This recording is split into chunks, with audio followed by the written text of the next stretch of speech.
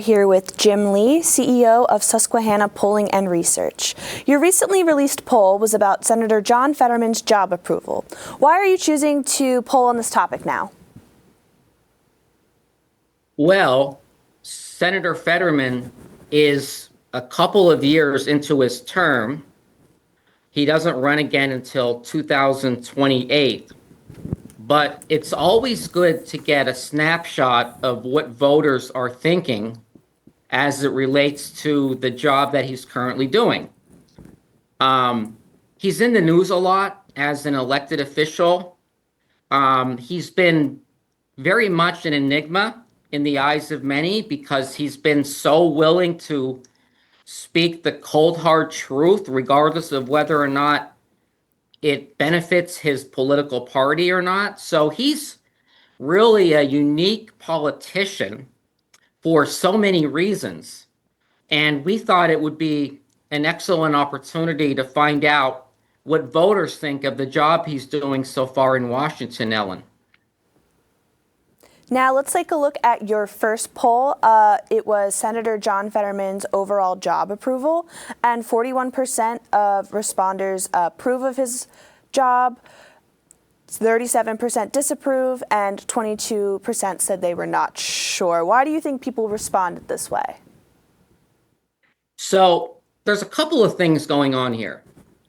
A 41% job approval rating after approximately 2.5 years in office isn't bad when you compare it to former senators that have held his position after a similar amount of time in office.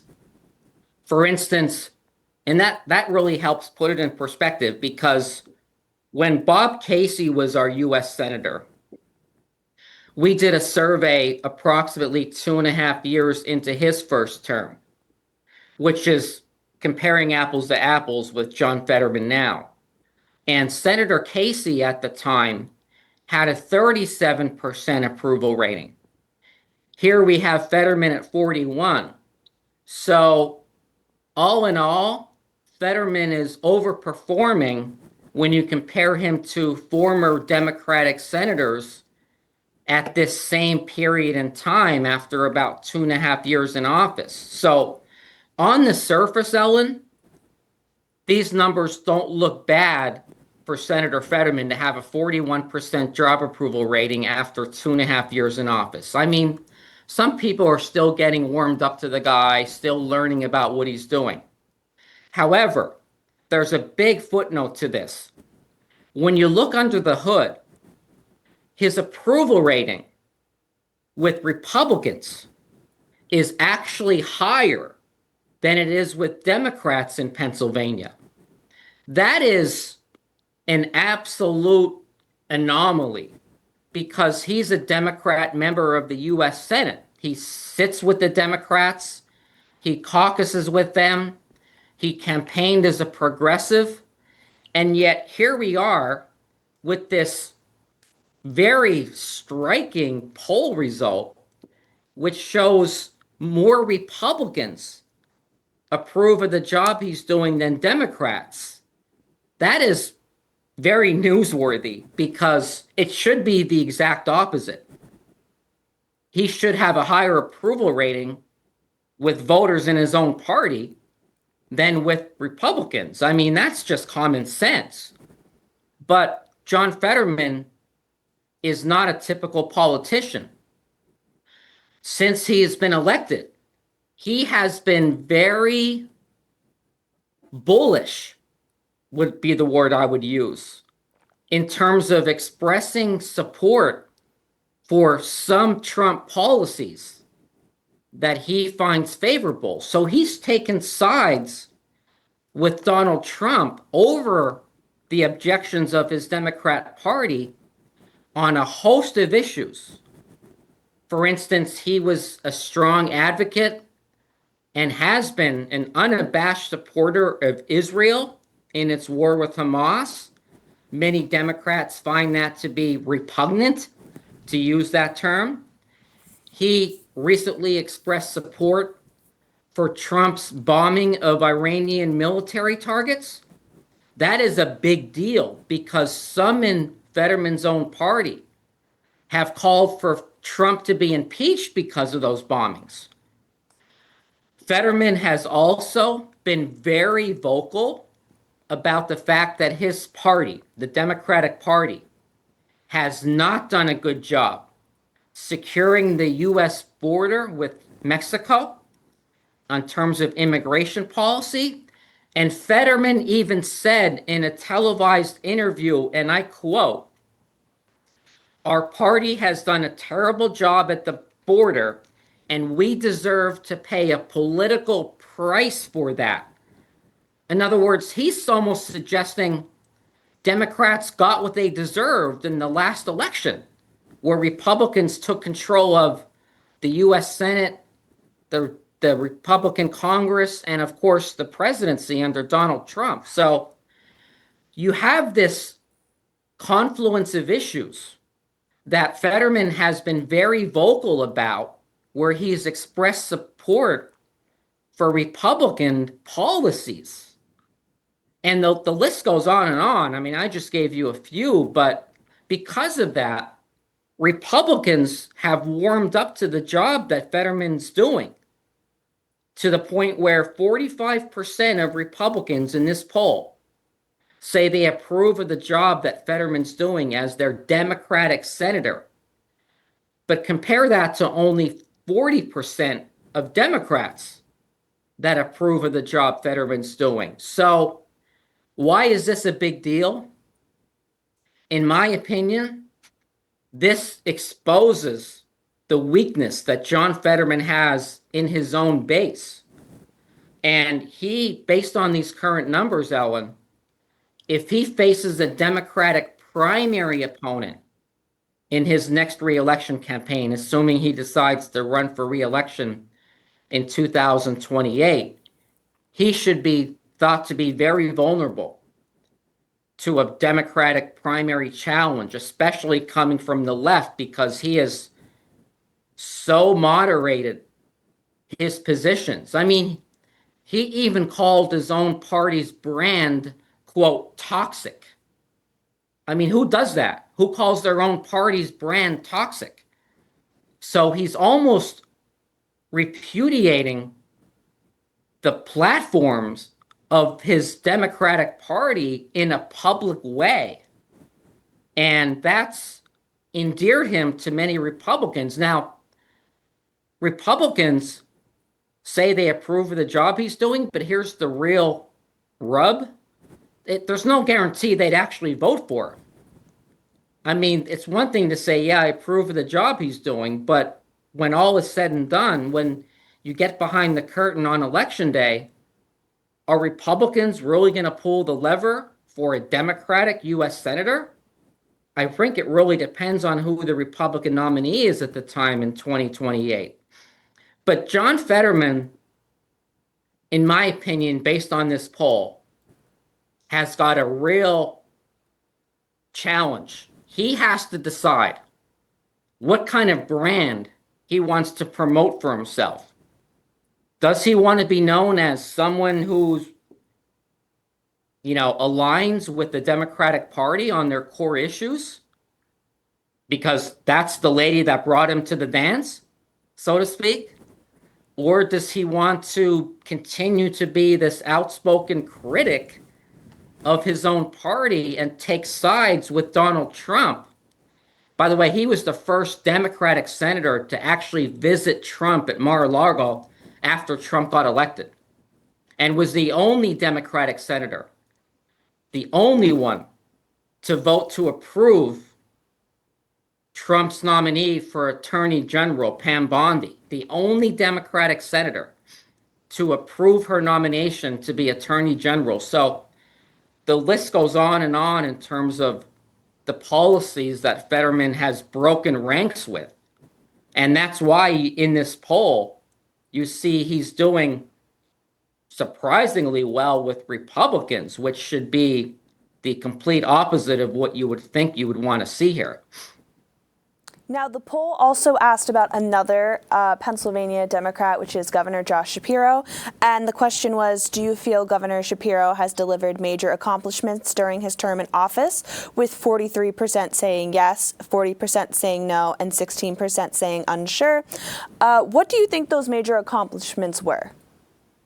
Well, that's a great question because we actually asked, as a follow-up to that, we said, well, okay, if you think he's delivered major accomplishments, can you give us an example of, of one?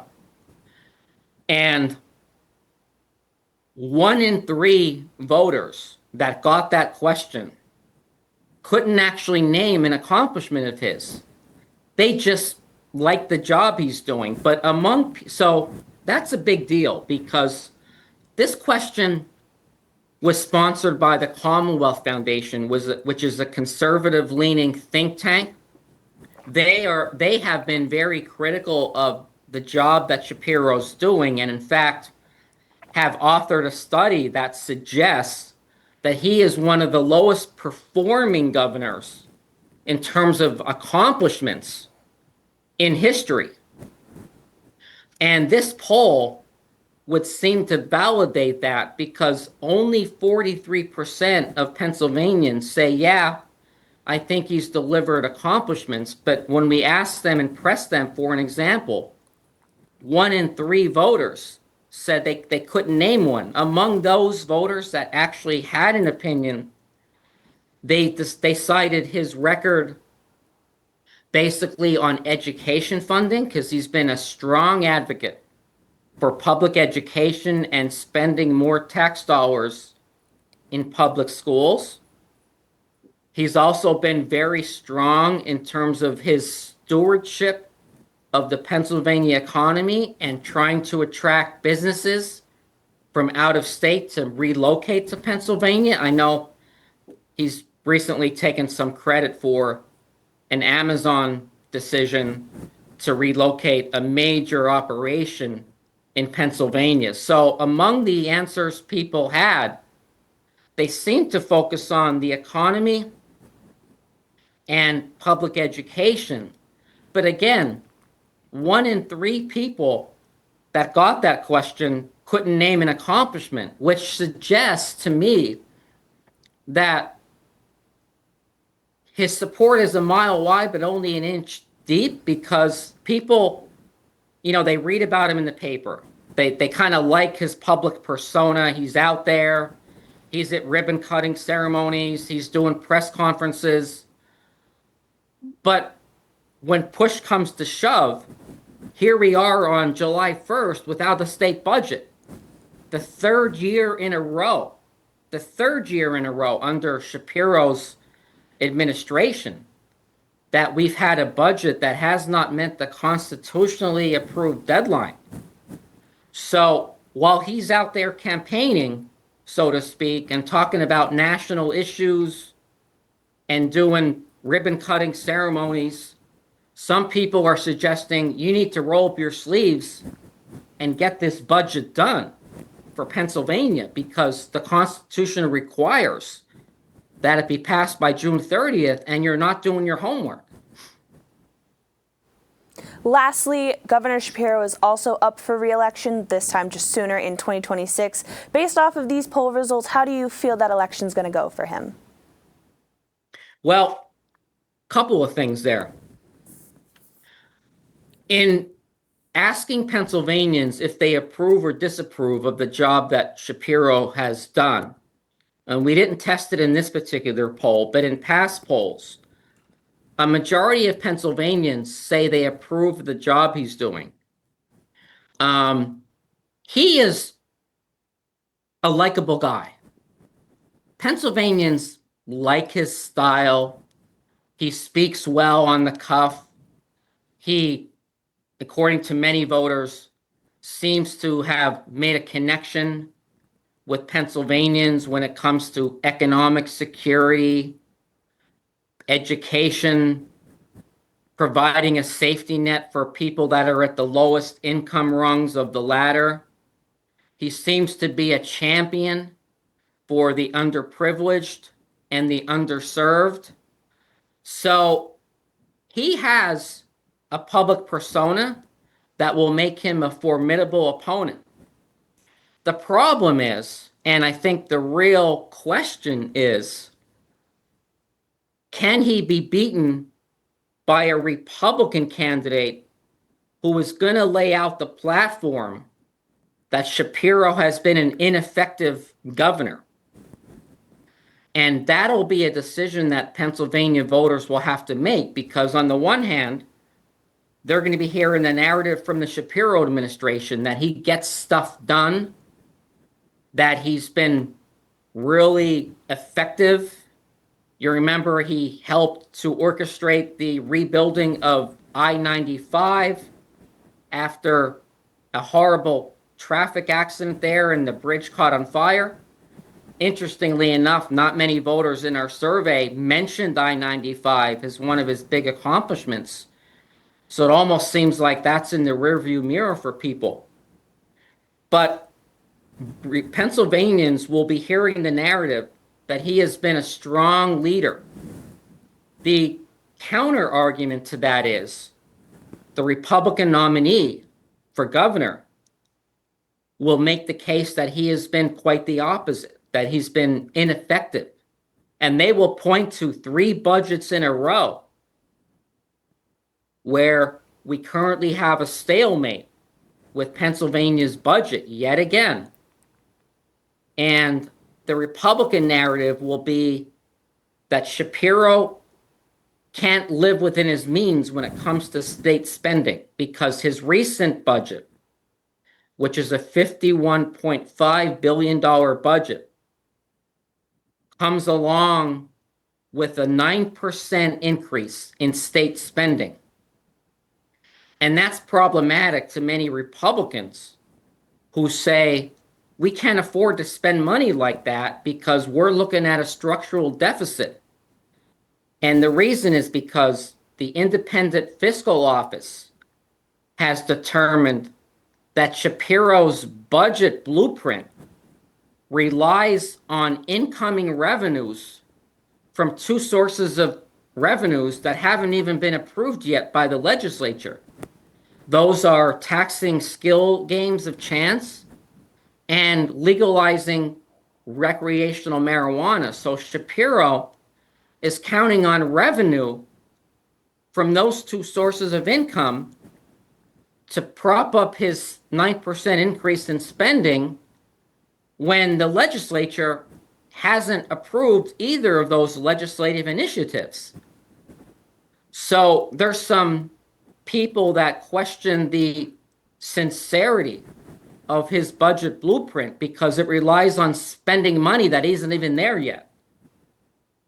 So a Republican nominee will have to make a strong argument to the state's voters that Shapiro has been ineffective as governor, couldn't get a budget passed on time, which is constitutionally required by the by the state constitution, and that he has been a candidate and an elected official who spends more than the state can afford to spend, which many Republicans right now in the state Senate are saying, well, if we're going to spend 9% above what we spent last year, we're looking at a structural deficit for this Commonwealth, which will lead to a tax increase because Shapiro wants to spend down the state's rainy day fund to help pay for some of his